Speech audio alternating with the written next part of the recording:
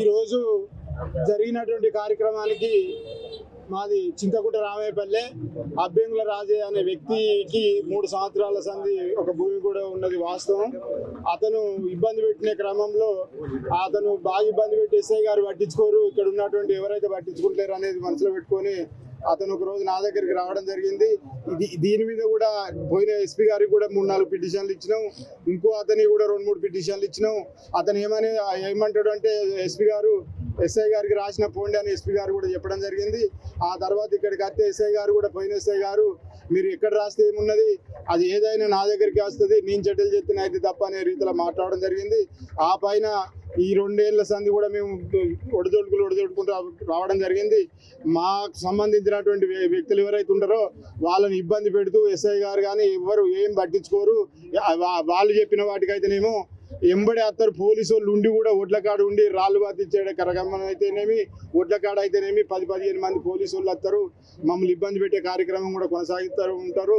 దాంట్లో భాగమే అబ్బెంగుల రాజయ్య అనేటువంటి భూమి మొన్న ఈ 3 నెలల క్రితం దున్నుతారు, పత్తి బీకేస్తారు. దాని గురించి పోయి మేము చెప్పడం జరిగింది. చెబితే వాళ్ళ మీద ఏదో నామిక వస్తువులు కేసులు అని చెప్పడం జరిగింది.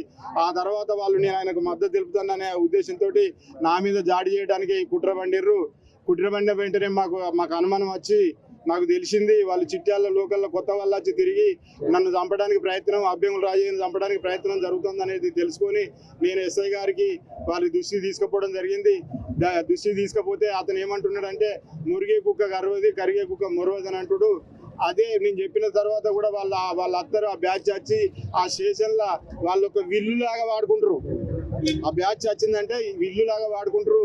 అదంతా నేను అబ్జర్వ్ చేసిన, నేను వీళ్ళు పట్టించుకుంటున్నారు అనే ఉద్దేశంతో మేము ఏం చేయాలి, ఏడబోతే ఎక్కడ దాడి జరుగుద్ది అనే భయంతో మేము సెంటర్లో కూర్చుంటడం ఒక మార్గం అనేది మేము ఆలోచించడం జరిగింది. దాన్ని అబ్బెంగుల రాజయ్యకు నేనుంటారమ్మని చెప్పేసి ఈ ఫ్లెక్స్ కట్టుకొని కొట్టించుకొని ఇక్కడ వచ్చి మేము ధర్నా కూర్చోవడం జరిగింది. ధర్నా కూర్చున్న వెంటనే రోజు ఇక్కడ రెక్కి జరుగుతూ మమ్మల్ని ఇటు అటు ఫాలో అవుతూ ఇంకా అనుకుంటా నానా బూతులు చెప్పరాని భాష మాట్లాడుకుంటూ కూడా ఇటు తిరగడం జరిగింది వాళ్ళు రౌడీజం చేసిన వాళ్ళు. ఆ తర్వాత దాన్ని కూడా నన్ను ఎస్ఐ గారు పిలిచి మీరు బంద్ చేయాలి, ఆ నిరసన తెలిపద్దు, మాకు ఇబ్బంది అవుతుందని చెప్పి నన్ను పిలిచినప్పుడు కూడా అక్కడ జరిగిన విషయం ఏంటంటే ఎస్ఐ గారికి చెప్పడం జరిగింది, ఆడ మమ్మల్ని రెక్కి పెడతారు, వాళ్ళు మమ్మల్ని కొట్టేటట్టున్నారు, రేపో ఎల్లుండో మా ఊర్లోకి వస్తారు, మా ఊర్లో దాడి జరుగుద్దనే సంకేతాలు కూడా ఆయనకు అప్పచెప్పడం జరిగింది. కానీ ఆయన దాన్ని తెలిసి కూడా ఆయన మౌనం పాటించి తర్వాత మా ఊర్లోకి వచ్చే ముందటనే వాళ్ళు డైవర్ట్ అయ్యి వీళ్ళకి సంబంధించిన ఈ జర్నలిస్టుకు సంబంధించినటువంటి ఒక వ్యక్తి ఇష్యూ అటు పోతే మేము ఎక్కువ మంది ఉంటాం, వాళ్ళు ఇటు రాలేరు అని మనసులో పెట్టుకొని ఈయన కొడితే ఈ సెంటర్ నుంచి వీళ్ళు లేచి ఉరుకుతారు అనే ఉద్దేశంతో ఆయన మీద దాడి చేయడం జరిగింది.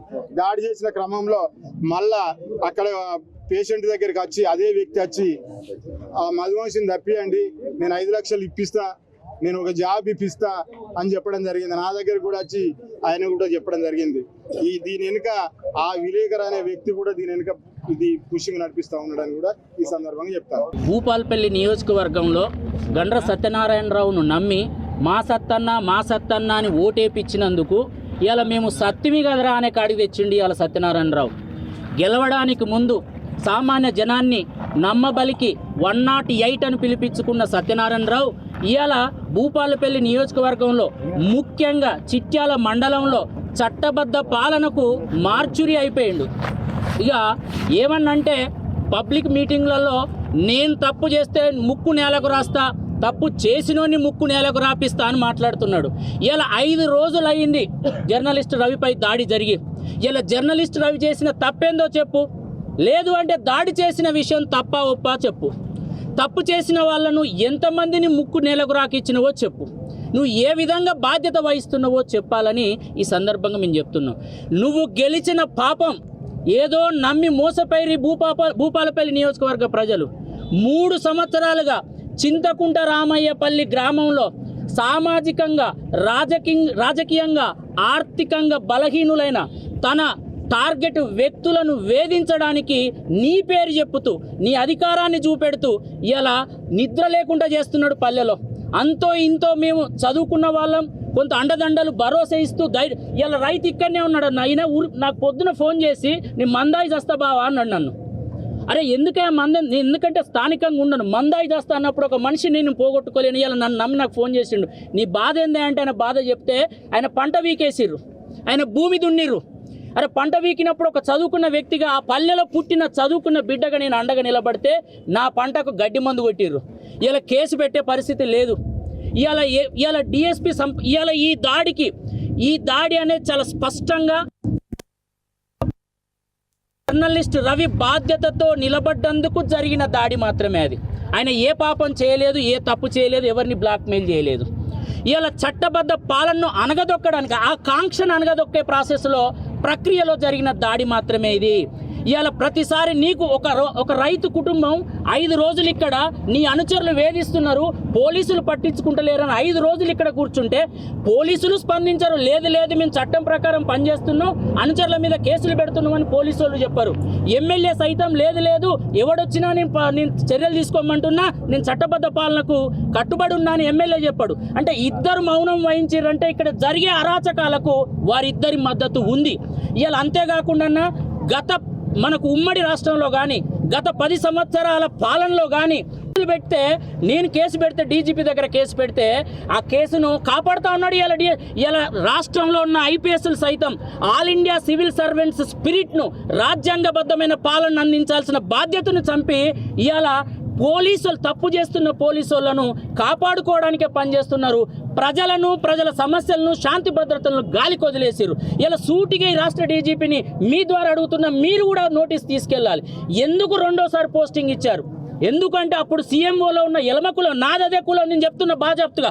ఎందుకంటే నాదే కులమైన నేను చట్టబద్ధ పాలనకే కట్టుబడి ఉన్నా. నాకు చట్టబద్ధ పాలన కావాలి.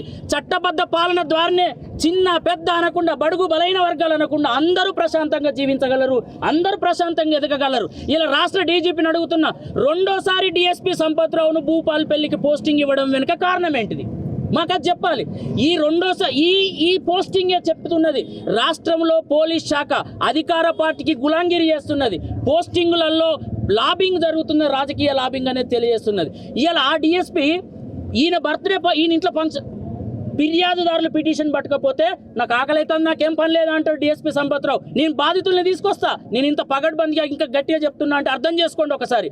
అదే బర్త్డేకు పోలీస్ వెహికల్ వేసుకొని 40 కిలోమీటర్లు రావడానికి మాత్రం టైం ఉంటుంది. నాకు ఇదే మధువంశీ కృష్ణ బిడ్డ బర్త్డేకి మధువంశీ కృష్ణ బిడ్డ బర్త్డేకి 40 కిలోమీటర్లు గూడపాల్లో ఎన్ఎస్ఆర్ ఫంక్షన్ హాల్లో చేస్తే వచ్చిండు డిఎస్పీ. అంటే ఈ బంధం అర్థం చేసుకోండి. ఇంతకంటే నేను పెద్ద సాక్ష్యం ఇంకేమి ఇవ్వాలి? మీ బంధం బిడ్డ బర్త్డేకు ఈ ఇంట్లో జరిగే ఫంక్షన్లకు అటెండ్ అయ్యే డిఎస్పీ ఆయన శిక్షించగలుగుతాడా? ఏ విధంగా శిక్షించగలుగుతాడు? ఇలా నేను క్లియర్ కట్గా చెప్తున్నా, ఎమ్మెల్యే ఉన్నాడు, నాకడ డిఎస్పీ ఉన్నాడు. వీళ్ళిద్దరు ఉన్నంత కాలం మేము ఏం చేసినా మమ్మల్ని కాపాడడానికి వీళ్ళు ఉన్నారని ఏకైక భరోసా, ఏకైక ధైర్యంతోనే ఈ ఒడిగట్టిరు. వాస్తవానికి ఇంకో విషయం కూడా ఇది తీసుకొస్తున్నా. ముందు 3 చంపాలనుకున్నారు వాళ్ళు. ఆ ఈ రైతు కండ గ్రామంలో ఉండి అండగా నిలబడ్డ మల్లయ్యను, నన్ను, నేను అక్కడి నుంచి ఏదో లీగల్ అడ్వైజర్స్ వీళ్ళకు డెమోక్రటిక్ ఎట్లా వెళ్ళాలని చెప్తున్నందుకు మా 3పై దాడికి వ్యూహం అన్నిరు. కానీ మన రవి దోస్తే ఒక అతను దాన్ని డైవర్ట్ చేసి రవి మీదకి తీసుకొచ్చిండు. ఎందుకంటే ఈ 3కి ఏమన్నా అయితే, ఎందుకంటే రవి చట్టబద్ధ పాలనకు, న్యాయానికి నిలబడుతున్నాడు. వీళ్ళని ఏమన్నా అంటే ఆయన ఎవరు మిమ్మల్ని అందరిని కొనొచ్చు కానీ రవిని కొనలేమని ఫస్ట్ ఆయన మీద దాడి చేయించిండు. ఇవన్నీ వదిలిపెట్టిరు. వీళ్ళు ఏదో సహకరించి భాగస్వాములైన వాళ్ళని పట్టుకొచ్చి ఇరికిచ్చారు. వాళ్ళు నేరస్తులే, కానీ అసలు సిసలైన సూత్రధారి, పాత్రధారి, భాగస్వామి ఏవని అండదండలు చూసుకొని ఇదంతా జరిగిందో వాన్ని గాలికి వదిలిపెట్టారు. 1 కాదు 2 కాదు, ఇండ్ల మీద దాడులు చేపిస్తున్నాడు. చెప్తే ఏమంటారు తెలుసా? ఇంకా ఏదో 1 సంవత్సరంన్నర ఆగమంటారు మమ్మల్ని పోలీసు వాళ్ళు. ఇంతకంటే ఏం చెప్పాలి? మేము 1 సంవత్సరంన్నర ఆగాలన్నట. 1 సంవత్సరంన్నర ఆగితే కాంగ్రెస్ ఓడిపోతుందట. ఓడిపోయేంత వరకు మమ్మల్ని చంపినా కూడా మేము లిటరల్గా చెప్తున్నారు. ఇంతకంటే ఘోరం ఏం చెప్పాలి? నేను ఒక ఆర్టీఏ కింద అడిగిన సార్, భరించలేక ఆర్టీఏ కింద కూడా అడిగిన. ఏంది నేరాలంటే భూ కబ్జాలను కూడా సివిల్ కేసు కోర్టు పో అంటాడు. ఆయన చెప్పిందంటేనే రిసిప్ట్ ఇస్తారు, ఆయన చెప్తేనే కేసు పెడతారు. 2 బావా మరదళ్ళు కాల్వ కడలు వెళ్ళి పెట్టుకొని వస్తే దాన్ని రేపు కేసు కింద మలిచి పాపం అమాయకుని మీద కేసు పెట్టించిండు. ఇట్లాంటి చాలా సంఘటనలు ఉన్నాయి. ఇక్కడ దాటండి, మండల కేంద్రాలకు రండి, ప్రజలతో గలవండి, మా బాధలు వినండి. మీకు జీతాలు ఇస్తున్నది ప్రభుత్వం, మా కష్టం చేస్తున్నాం. మేము మీ దగ్గర రావాలంటే మాకు ఖర్చు, మీరు మా దగ్గర రావాలంటే ప్రభుత్వమే ఇస్తుంది. మా దగ్గర మీరు ఎందుకు రారు? ఇవాళ చిట్యాల మండలంలో ఇంత అల్లకల్లోలం అవుతుంది. రాహుల్ గాంధీ ఇమేజ్లు అది దిష్టి బొమ్మలు గాలబెడతారంటే మోడీ దిష్టి బొమ్మలు గాలబెడుతుందంటే వస్తారు. ఇలా ప్రజలు ఆడబిడ్డ కూర్చున్నది. ఇప్పటి వరకు నీకు సమాచారం అందలేదా ఎస్పీ గారికి? ఇలా ప్రధాన నిందితుడు తప్పిస్తున్నారు, నిద్ర నటిస్తున్నారు. ఒక వ్యక్తి ఎట్లా తప్పించుకుంటాడు? ఎక్కడ ఉన్న ఐబొమ్మ రవి గారిని పట్టుకొచ్చేందుకు చేతనైంది, కానీ ఇక్కడ ఉన్నోని పట్టుకురావడానికి చేత కాలేదా పోలీసులకు? అంటే మీరు నిద్ర నటిస్తున్నారు. మేము కళ్ళు మూసుకుంటావు రాను గుండ్రంగా తిరుగురా అని చెప్తారు. అదే అదురు సినిమాలు ఎంఎస్ నారాయణ కదా చచ్చిపోయినట్టు ఎన్టీఆర్ కనబడడు, బ్రహ్మానందం కనబడతాడు. ఇలా అందరికి కనబడతాడు, పరారే లేడు. అందరికి కనబడతాడు కానీ పోలీసు వాళ్ళకి కనబడతలేడు. ఇది నీతి. లోకల్ ఉన్నాడు, ఇండ్లు మారుస్తాడు, ఇంట్లోనే ఉన్నాడు. ఇప్పటికిప్పుడు కూడా ఇలా మధ్యాహ్నం ఇంట్లోనే ఉంటే ఇలా ఒక వ్యక్తికి ఎస్ఐ ఫోన్ చేస్తే ఇంట్లోనే ఉన్నాడు సార్ మీరు తప్పిస్తారంటే లేదు నేను తీసుకుపోతా అంటే ఏంది చెప్పిండు, ఇల్లు మారరా అన్నాడు.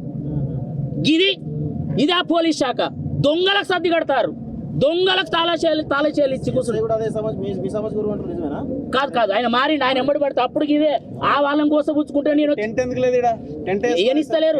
ఫ్లెక్సీ కడతానంటేనే ఫ్లెక్సీ ప్రింట్ చేసేటోళ్ళకు నిన్న నైట్ పోయి చెప్పిర్రు ఫ్లెక్సీ వేయొద్దని. 3 సంవత్సరాల నుంచి వెళ్ళి పోరాటం సార్ మాది. మాకు స్వార్థం లేదు. నేను ఎక్కడ నా పని నేను చేసుకుంటా ఉంటా. నేను ఏనాడు కూడా ఏమన్నంటే సిఐ నన్నే బదనం చేస్తాడు. ఎందుకు బదనం చేస్తాడు? ఆయన కూర్చొని క్వార్టర్లో కూర్చొని మాట్లాడుకుంటారు. సిఐ సామాన్యుడు ఇలా పోలీస్ శాఖ ఆఫీస్ దగ్గరికి వెళ్ళాలంటే భయపడతాడు. అలాంటిది వీళ్ళు పోయి అలా కూర్చొని ఆయన క్వార్టర్లో కూర్చొని గంటలు ముచ్చట పెట్టుకుంటారు.